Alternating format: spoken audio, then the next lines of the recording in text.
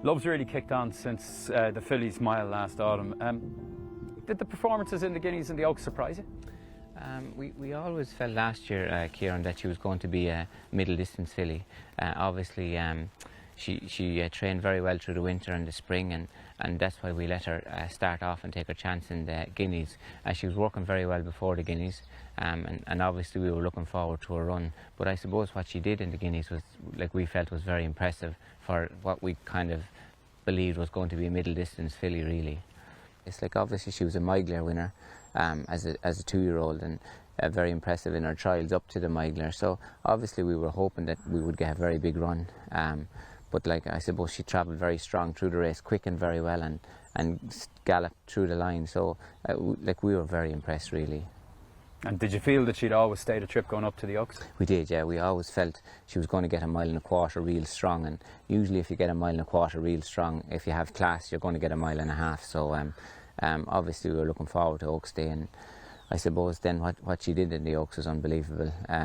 Like, she looked even better at a 1.5 miles than she was even at a mile. So and galloped through the line very strong again, and never looked like she was stopping.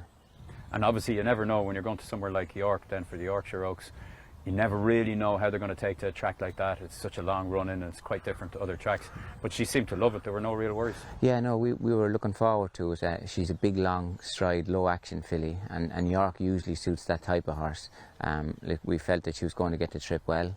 And she'd had a little break after the Oaks. It was just kind of her start back run for the autumn. So everything went lovely. The ground was lovely, and no, like, there again, she was very impressive again. And then looking towards the Arc, obviously she's 3-year-old. You've won it twice before, but both times with 4-year-olds. One time a filly, obviously, with Found. How does she compare to Found? Sure, listen, this filly has, obviously she's a Guineas winner, which makes her very different, I suppose, to most 1.5 mile horses. When you have the class to win a Guineas and you get a 1.5 mile the way she does, it just makes them very unusual. And like you said, she was a Group 1 winning 2-year-old, and she's only 3 now. I think Found won the Arc when she was 4, I think. You know, so she's a very, very exceptional filly, really. And would you find with the Arc that 1.5 miles, given that they get the soft ground, they tend to go a fair gallop, they certainly did last year, is it a real test, more of a test than a lot of the 3-year-old races that she's been in? I think it is, yeah. It's tough, yeah. 1.5 miles in soft ground in the Arc is tough going. And, like, obviously we wouldn't think soft ground would be ideal. In an ideal world we would like nice ground for her. She's out of a pivotal mare, so usually most pivotals do handle a dig, but in an ideal world we would like nice ground for her, because she's a beautiful action filly and has plenty of class.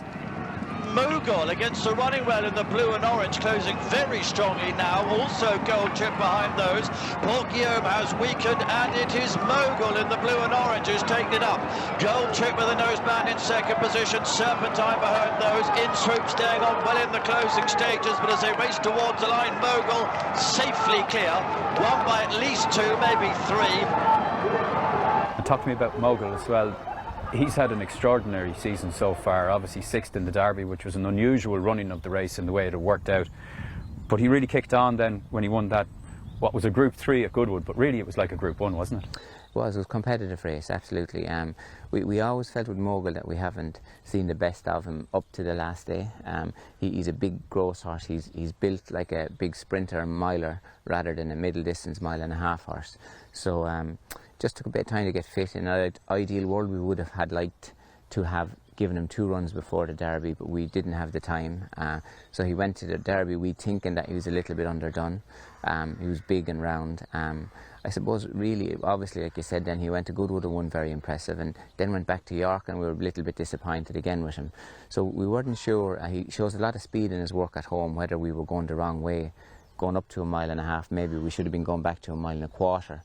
Or even back to 1 mile. So the last day we just decided to ride him totally for speed and drop him out, and luckily Pierre gave him a great ride, and it looked like it was the right thing to do. He's a horse that can make up ground very quick on horses, and quickens and gallops to the line as well. So we were very happy and very impressed with him the last day. And it looked a strong race, the Grand Prix de Paris. Obviously you also had Serpentine in there, was coming in well fancied. What did you make of his run in the Derby and how he's progressed and how he will progress from there? Yeah, no, we were very happy with him obviously in the Derby, and we were happy with his runs up to the Derby. He came out of it well, but we gave him a good long break after, because his runs were quick enough. His 2 runs up to before the Derby were quick enough, so we wanted to give him a good break. He did very well physically. He went to France heavier than probably ideal, but probably in the right condition for a start-off race, even though it was a Group 1. So we had it in our head that we would run him there and go to the Arc. We were very impressed with his run. Like I said, he was a little bit heavier than ideal, but ran very well. Christoph was very happy with him. He was up on the pace all the way, and I think of all the horses that were ridden on the pace, he was the only one that finished, stayed up with the pace. You know, finished 4th, not beaten that far. We think he will progress plenty from it, and we're looking forward to him in the Arc the next time. We decided not to make the running this time with him because it was his first run back after a break. We didn't think it was fair to him, but if we want, he could be ready to do that the next day if that's the way the race falls. Talk to me about Japan then. Obviously had a fantastic 3-year-old career. He's been really pitched in at a high level this year. When you started him off in the Prince of Wales, he was 4th on that occasion, and in every race so far he seems to come up against some very serious horses. Yeah, absolutely. Everything with Japan was going very well this year, I suppose, until he ran into King George.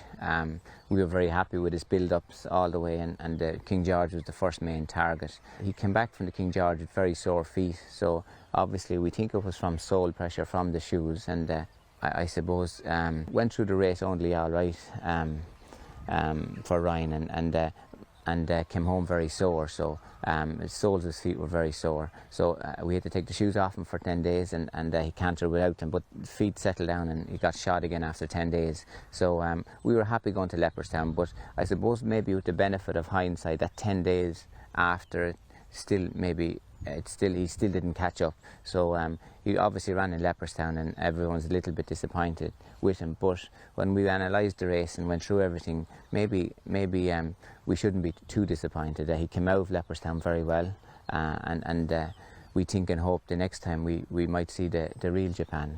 And do you think that's the case, that we really haven't seen him at his best just yet, but the best is yet to come from this particular part? I think so, Kieran. I say no doubt. I think he's going to leave his Leopardstown run well behind him the next day, and I suppose that 10 days, the soreness and all that, and when you're training for those big races, 10 days is a long gap to be not in the groove. You kind of usually have to be in the groove very early, and the rhythm and the momentum has to go with you all the way to the day, you know. So maybe I think that 10 days he might have missed, but the good thing about Leopardstown, he came out of the race very well. He's going to the Arc, that's the plan, and we're looking forward to it. If there are any ease come in the ground, that won't be a problem to him, and we know that he handles good fast ground as well.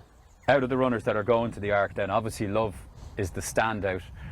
The others, they've all got a bit of a chance in one way or another, haven't they? Yeah, I suppose Mogul was very impressive the last day, and that was in a trial for the Arc, so I don't think you could have been more impressive. Serpentine ran a great race in the same trial, so you'd have to be very happy with that. And Japan was the one who was a little bit disappointing to everybody's eye in Leopardstown, but when we took the race apart and looked at it, we weren't as disappointed as everybody else, and we think he will leave that run well behind him. And he had a very good run in Longchamp last year in the Arc, and he won the Grand Prix de Paris in Longchamp as well, so Longchamp is going to suit him. I've got to ask you about Enable. She's been an extraordinary mare, an extraordinary filly before that. She's going back to try and regain the Arc. First of all, this year's King George, obviously you got a real bird's eye view of her with a couple of runners in behind her. Yeah, no, she's a great filly. She's beautifully trained, ridden and bred by Prince Caleb. So everything about her is class. Listen, obviously we've ran against her a lot. Frankie rides are brilliant, John trains are brilliant, obviously all the team around her do a great job, and everybody in Juddmonte, and it's a credit to them all, I think. Obviously for the Prince to be breeding horses that long and to breed Frankel and then her, it's incredible really. So we all know her well, and we're lucky that she has stayed around as long as she has, and we love competing against her. And how does she compare to Love, do you think? Listen, obviously the two of their fillies, Love is half her age. We were looking forward to going to York with Love, or we thought we would meet Enable there, but obviously she went the other way, and so it'll be probably in the Arc that both meet, so we look forward to it. Listen, they're great mares, and it's great to have them there to compete and to run against each other. And in terms of the Arc, And in terms of great races, where does it stand as those middle distance races go? Yeah, sure. I think that everyone in the world, and this part of the world especially, thinks the Arc is the greatest championship race, because all the generations meet there at the end of the year, and like Longchamp is a great track. It can be a tactical race if there's not pace on, but it's a tough race. Horses have to stay. There's nowhere to hide in it, and I think it would be considered one of the great races every year. To win it, sure, would be unbelievable. But sure, they're always tough and they're always competitive, and we don't ever expect anything else. And obviously, we would be delighted for everybody.